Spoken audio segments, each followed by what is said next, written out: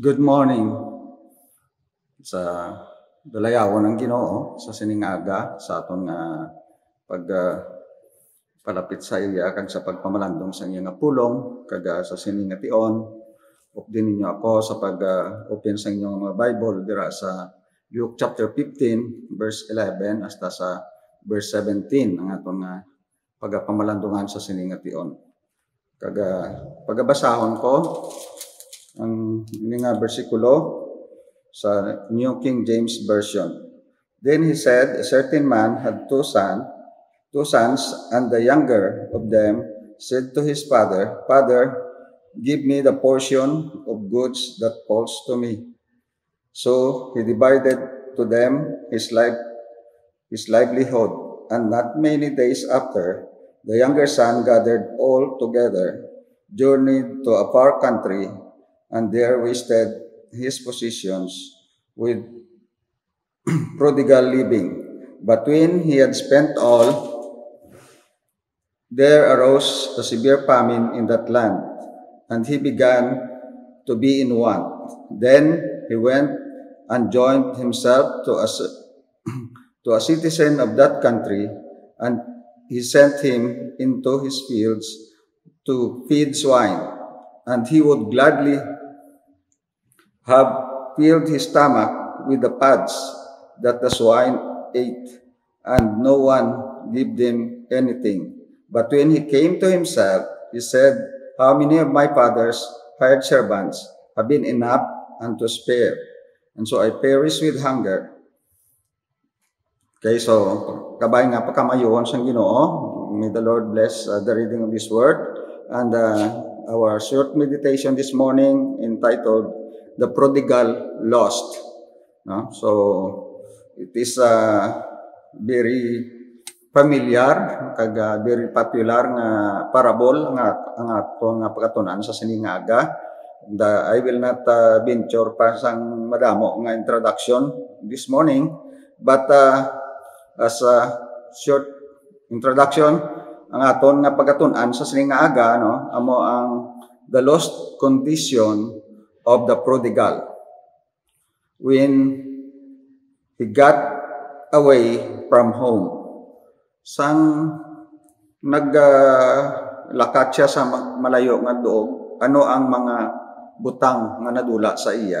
That is why nga ang aton nga pagpamalandungan is about the prodigal lost. So ano ang mga nadula sa iya, no?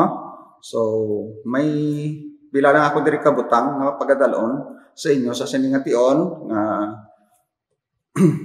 ano ang mga nadula sa iya. Una gid nga makita naton nga ang ini nga younger, no, the younger son, ang the prodigal, actually ang una is that nadula ang iyang appreciation for the main thing of life, no? Ang mga pinaka-importante nga mga bagay sa kabuhi niya mo ang nadula sa iya, no? Kaga ang una bala nga makita naton sa aton ginbasa sa verse 12 kay ari ang iya nga ang ginhambal diri nga siya, give me the portion of goods that fall to me, no? So ginpangayo niya ang iya nga partida, ang iya nga parte, ang iya nga palanublion, his inheritance. Kag daw isa ka shocking nga request, no, sang isa ka kabata kay sa ila bala nga sa ila nga kultura, although nga legal man ina, pero hindi na siya pwede nga samtang nga buhi pa ang imo nga amay. Kay daw pareho lang ina nga gusto niya nga sila nga, I wish that you were dead, no? Ang iya nga sa iya nga tatay. So pero makita naton nga ang iya nga amay ginhatag man ang tanan, no, nga iya nga parti. Kaga by the way, sa ilagali nga culture, ang pinakamagulangan ang iya sa nga inheritance is double, no? Munang ginaambal sa Deuteronomy 21:17 nga ang double portion amo ang nagakadto sa elder, no, nga bata. That is why nga kun aton nga lang tawon ang 2/3 ara sa iyang elder brother kag ang 1/3 amo ini ang nakadto sa sini nga bata. So makita naton nga naglain ang iya nga palanan-awon sang sini nga bata, no? Kay nga kay pag tapos ini sang iya nga pangayo sang iya nga partida, ano dayon ang natabo sa iya. Okay, so may isa bala ka hambal sang isa man ka famous bala nga tawo, no? Si Thomas Huxley, siling niya, a man's worst difficulties begin when he is able to do just as he likes. Kag matuod, no? Nga ang kabudlayan naton nagaumpisa kon sa diin nga binaton makaobra lang kita sang aton nga kagustuhan kung ano ang gusto naton nga pagahimuon. Kag matuod ina sa kag amo ni ang aton nga una nga makitaan sa sining nga bata, no? Sa kay nga nangin ano na sa iya ang paglantaw niya nangin ang balyo sang sinibla ang iya nga tatay, no? Ang ila nga panimalay, ang tanan ni nga mga importante nga mga butang, no? Sa iya nga kabuhi iya na nga gin ano na para sa iya it is of little value, no? Wala na sa sang hindi na niya na ma-appreciate nga mga butang. So amo ang una nga na lost niya kay tungod nga sang iya nga wish nga pagusto siya, no? Nga makapagusto na siya kung ano ang iya nga gusto nga pagahimuon. Now, the second one is makita man naton nga ang ini nga bata, no? Ang ikaduha bala nga butang nga makita naton diri is his home and his father kag ang mga good things, no? Sa ilang nga panimalay. Kay kun aton nga lang tawon nga ginahambal bala sa aton diri nga bersikulo ang ginhambal diri nga, no? Sa verse padayon kita dira sa verse 12 ang ginhambal ya sila nga and not many days after the younger son gathered all together, journeyed to a far country, and then wasted his possessions with prodigal living. Okay, ang una diri makita naton nga aton nga maanuhan is that ano ang iya nga ginobra sang sini nga bata nga ginbayaan niya ang iya nga panimalay kag naglakat siya didto, no? Ang ginhambal bala nga siling niya diri sa nga aton nga bersikulo, when he had gathered together, no? Makita naton nga ang ini nga bata ginkuha yagid ang tanan kag gindala niya, no? He gindala niya ang iya nga share. Kag siling ko kay na ang iya nga share is 1/3, no? 1/3 sang ang assets kag ang iya ini nga ginhatag sa iya is that nga asset is that 1/3 so liquid, no? Kay puro siguro ini nga nga liquid nga assets nga ginhatag sa sini nga bata.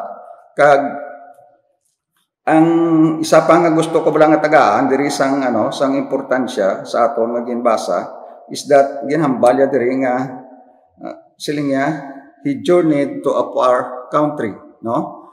Actually ang far country nga ini not necessarily nga mag-travel kagid sang malayo, no? Kundi nga ang far country hindi man siya nag-require gid sang distant kay nga kay ang far country nagaumpisa sa aton, no? It exists in our heart, no? Ara nasa sa aton hearts kag amo ni ang ara sa tagipusoon niya sang sining nga bata. So kun ano ang ara nasa iya nga daan nga tagipusoon nga he is dreaming, no? He dreamed of enjoying his freedom far from home. So sad matuod ina nga sa aton bala nga maanuhan naton nga amo ina ang ara sa tagipusoon naton abi naton maka-enjoy kita, no? So amo ina ang natabo sa sini. So not necessarily nga malakat kagid sa malayo nga lugar, no? Kung sa aton diri sa Ilonggo hindi gid kinahanglan nga maglayas kagid hindi nga makita naton kay ara na sa nga daan sa aton nga tagipusoon. And then of course ang ikatatlo diri nga nadula sa iya una ano na ang iyang appreciation sa mga importante nga mga butang sa kabuhi niya. Ang number 2 ang iyang ginbayaan ang iyang amay kag ang iyang panimalay kag ang mga maayo nga enjoyment nila sa iyang kabuhi kay nga gina-enjoy dito sa ilang panimalay bilang isa ka bata, no? Isa ka anak sang iyang nga father as a son. And then ang number 3 nga makita naton nga nadula sa sini nga bata is that his self-control. Nadula na gid ang iyang nga pagsalig sa iyang kaugalingon, no? And I like sa sinibalang translation sa New King James sa ginbasa ko kay diri sa sini nga translation is the prodigal, no? Prodigal living. Sa King James makita nato na nga riotous living. Sa ASB ang iya sa nga translation is reckless, no? That is reckless living, no? Kaga nga amo na ang description nga ginhatag diri. Actually ang iya nga meaning sa prodigal is wasteful, no? Kung kaga ang iya nga Greek word nga ginhalinan, ang iya nga meaning is dissolute. So magambal kasang dissolute, makita naton nga wala na sang restraint. That is why nga nadula na, no? Lacking restraint. Muni nga nadula na ang iya nga self-control sa iya nga kaugalingon kay wala na gid, no? Hindi nga that is why nga I like sang sa translation naton sa Ilonggo nga ang word naton is nagpatuyang, no? Nagpatuyang na siya sang iya nga kabuhi.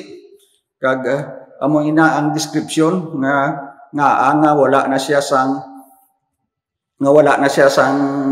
control sa iya nga kaugalingon. Kay because ang ini nga grabe ang indulgence niya not only in things but ang ginaano naton nga ang ginaano sa kabuhi niya bala is that such ang grabe ang iya nga the drinking and of course ang promiscuous sex, no? Kay tan-awon naton kun tan-awon naton diri sa verse 30 ginhambal diri nga ang iya nga pagginawi nga nagpatuyang gid siya nga hindi nga hasta pa sa ginhambal diri, no? But as soon as this son of yours came, who has devoured your livelihood with the harlots, you killed the fatted calf for him. So ginhambal dira sang iya nga magulang, sang elder brother nga ang iya dito nga ginobra hindi lang sang not only on things, not only on drinks, but even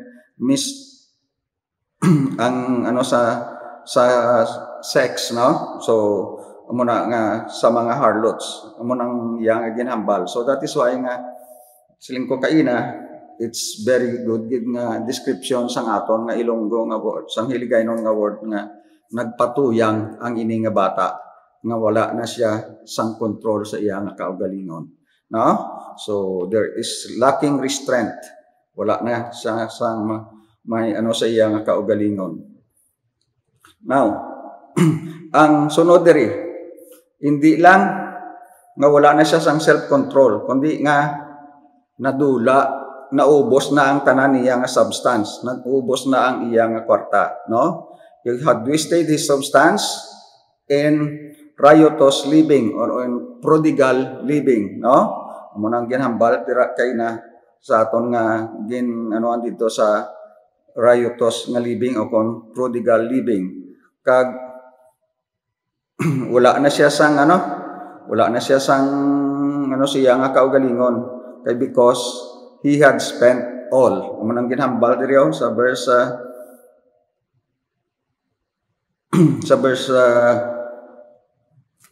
So verse 13, ang ginhambal dira siling niya, and he spent all, no?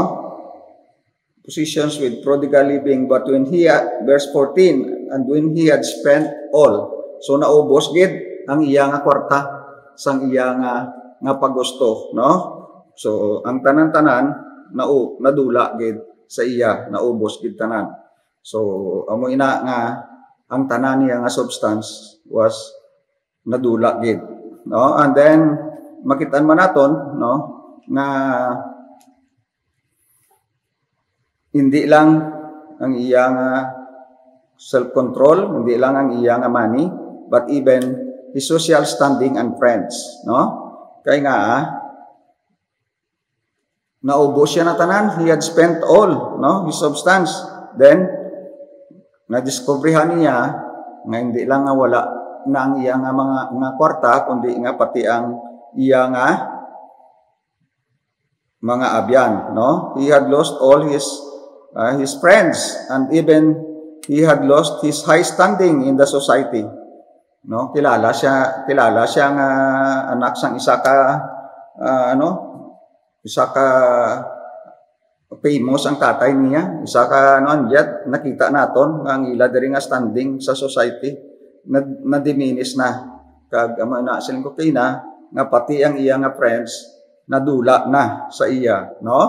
Amo ina nga si Jesus bala nag-warning sa aton, no? May ara siya nga warning si Jesus sang duwa ka mag-ulotod nga naga-dispute sila, no? Ginambal niya diri sa Luke chapter 12 verse 15, siling niya, take heed and beware of covetousness, no?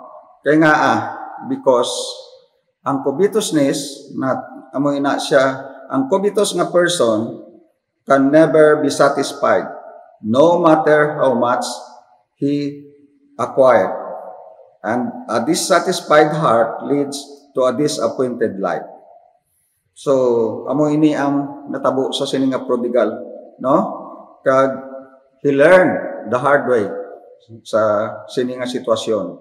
Kay nakita niya kung ano kabudlay. Kay naubusan siya sang tanan, wala na siya sang kwarta. Kag ang masakit pa sa iyang sitwasyon kay kay nag-abot pa ang pamin sa sinadira nga duog nga iyang ginkantuan. Kag ano ang natabo? Naobligar siya nga magpangita sang trabaho. So ano ang iya nga nanging trabaho? Nanging nagadamog sang baboy. So, tungod sang pamin, nakita naton nga maskin ang pagkaon sang baboy, amo na ang iya nga ginakaon. So, amo ina ang sitwasyon nga aton nga makitaan, no? Amo ina ang natabo sa sining nga bata. Kag of course, ang isa pa nga nadula sa iya, his chance, no, to make a living and be somebody, no? Ang ginhambal bala diri sa aton nga verse, and he began to be in one, no? So ari sa kita naton nga ginhambal diri sa last nga part sang verse 14 nga siling niya, and he began to be in one. So amo na siling ko kay na nga kung sa diin pa to nga naubos na ang tanan niya nga substance, kag amo ina nga nag-abot pa ang pamin sa sina nga duog nga wala niya ginaobra sa ila nga balay sang una, na force gid siya nga magpangita sang obra. Kag amo pa na ang iya nga obra, no?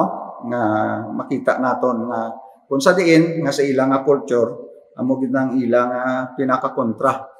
Amo ang about sang ang baboy, no? Pero makita naton nga dira siya natabo. Dira siya nakakadto, kag amo ina ang natabo sa iya, amo ina kun nga nagtrabaho siya bilang manog ano sang baboy. Kag lastly makita man naton nga hindi lang ang iyang money, hindi lang iyang social standing, hindi lang ang iyang chance to make a living, no? Kundi nga finally he lost all but his life, no? Ang tanan nadula gid sa iya kay nga sa verse 17 ang ginhambal diri siling niya sa last part siling niya, and I perish with hunger. Nakita niya ang sitwasyon siling niya, but when he came to himself he said, how many of my father's hired servants have bread enough to spare, and I perish with hunger. So siling niya maayo pang mga kabulig naman sa balaya, mga helper, no? Nga makakaon pa sila sang maayo. Pero ako ari ako diri. So nakita niya na ang iya nga kaugalingon. He lost his life. Siling niya nga naghambal siya nga siling niya, I am perishing with hunger. Kag matuod na, kag kung pabili na siya dito, nga wala siya nagpuli, mapatay gid man siya sa gutom, no? So ang akon lang nga gusto nga maintindihan naton nga ang inibala nga account, ang inibala nga drama nga tudlo sa aton, no, ni Jesus, makita bala naton sa sining nga senaryo, no, nga sa sining nga kabuhi sang sining prodigal son, makita naton nga this is the Lord's way, no, of emphasizing that sin really, kung ano ang ginaobra sang sin sa kabuhi sang isa katawo nga nag-reject sang kabubuton, no, sang iya nga amay, just like sa sining nga prodigal son. Kag matuod ina nga gin portrait sang sining nga bata kay kita tanan nakaagi gid sang siniman. Wala sa aton sang isa, no, nga hindi nangin prodigal, wala sang isa sa aton nga nangin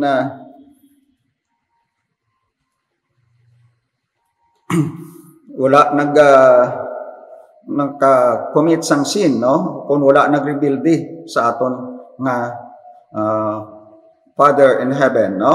Kagamo ini ang iya nga senaryo nga ginpakita diri sa sining nga drama. Kaya nga, because ang sin nga nagapromise sa aton sang freedom, no, kagamo ni kay nangasin ko, this younger son had experienced it in a hard way, no? Kay nagya niya ang tanan, nagya niya pati ang gutom, kay tungod sa iya nga pagpatuyang. But ang ginapromise ang sin nga freedom, it only brought us to slavery. Ang ginahambal sa John 8:34, sila niya, ang hambal dira ni Jesus, most assuredly, I say to you, whoever commits sin is a slave to sin. No?